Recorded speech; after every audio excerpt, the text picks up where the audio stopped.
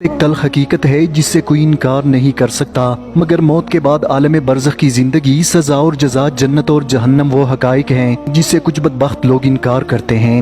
یہ وہ لوگ ہیں جو نہ تو اپنی زندگی میں خدا کی ذات پر یقین رکھتے ہیں اور نہ ہی موت کے بعد سزا اور جزا کے قائل ہیں، بلکہ وہ لوگ جو مسلمان ہیں، اللہ کی ذات پر یقین رکھتے ہیں، ان کا مذاق اڑاتے ہیں، مگر ان کی آنکھیں تب کھلتی ہے جب موت کا فرشتہ ان کے دروازے پر دستک دیتا ہے۔ قرآن مجید نے ان لوگوں کا کیا ہی خوبصورت نقشہ کھینچا ہے۔ بے شک تو اس دن سے غفلت میں رہا، آج جب ہم نے تجھ سے تیرا پردہ دور کیا تو تیری نگاہ آج بڑی تیز ہو گئی۔ آئیے جانتے ہیں کچھ ایسے لوگوں کے بارے میں جنہوں نے پوری زندگی اللہ کے وجود سے انکار کیا، مگر جب ان کا آخری وقت قریب آیا تو انہوں نے کیا محسوس کیا، کیا دیکھا اور موت کے وقت کیا کہا۔ بے شک ان لوگوں کے آخری وقت میں ہمارے اور خاص کر ان لوگوں کے لیے سبق ہیں جو خدا کی ذات سے انکار کرتے ہیں۔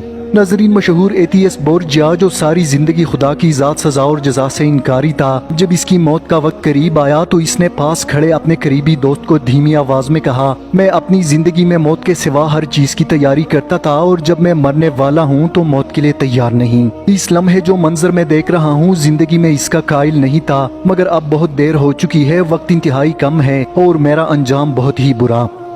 ناظرین، تھامس ہوبس ایک سیاسی فلسفی تھا جو کسی خدا اور مذہب کا قائل نہیں تھا، جس نے کہا تھا خدا کو ہماری زندگی کے ساتھ مداخلت کا کوئی حق نہیں۔ جب اس کی موت کا وقت آیا تو کہنے لگا، میں اس وقت اندھیروں میں گرا پڑا ہوں، کوئی مجھ سے پوری دنیا لے اور صرف ایک دن کی زندگی دے۔ میں ایک بار اس خالق سے توبہ کرنا چاہتا ہوں جس نے یہ پورا نظام بنایا، جبکہ میں اپنی زندگی میں غلط سوچتا رہا۔ ناظرین، تیسرے نمبر پر تھامس پین، یہ 18ویں صدی کا ملحد مصنف تھا جس نے مرتے وقت کہا کہ میں اس وقت ایسے عذاب میں ہوں کہ مجھے اکیلا نہ چھوڑنا، اور بلا شبہ جو میں نے کیا میں اسی عذاب کا مستحق ہوں۔ میں جس ہستی کے وجود سے انکاری تھا آج وہ مجھ پر بہت غصہ ہے، مجھے شدید تکلیف دے رہا ہے۔ اگر آج میرے پاس پوری کائنات ہوتی اور اس دنیا کی مثل ایک اور دنیا بھی ہوتی تو میں اس تکلیف کے بدلے دے دیتا۔ مجھے اپنا انجام بہت برا نظر آ رہا ہے، آج مجھے خدا نظر آ رہا ہے، جبکہ میں پوری زندگی شیطان کی پوجا کرتا رہا۔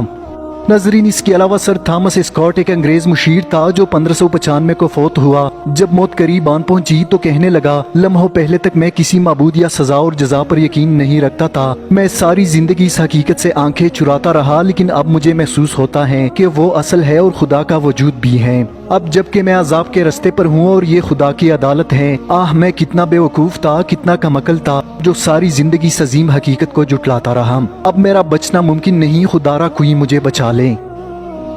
اس کے علاوہ وولٹیئر ایک فرانسیسی فلسفی تھا جس نے اپنے ڈاکٹر فوکن سے مرتے وقت کہا، میں ساری زندگی غلط رستے پر تھا، میرے فلسفے نے آج مجھے ہلاکت میں ڈال دیا۔ اگر تم مجھے 6 ماہ کی زندگی اور صحت دے سکتے ہو تو میں تمہیں اپنے پاس موجود آدھی ہی دولت سے نواز دوں گا، لیکن شاید ایسا ممکن نہیں، اب میں مر رہا ہوں اور جہنم میں جا رہا ہوں۔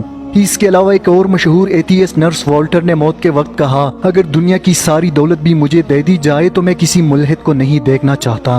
میں اس وقت شدید تکلیف میں مبتلا ہوں، جس خدا سے میں انکاری تھا وہ انتہائی طاقتور ہے اور مجھے بہت تکلیف دے رہا ہے۔ ڈیوڈ ہوم، جس کا تعلق اسکاٹ لینڈ سے تھا، جو مرتے وقت چلا چلا کر کہہ رہا تھا، آگ نے مجھے اپنے شعلوں سے جلا دیا، وہ اپنی موت کے وقت بہت مایوس تھا۔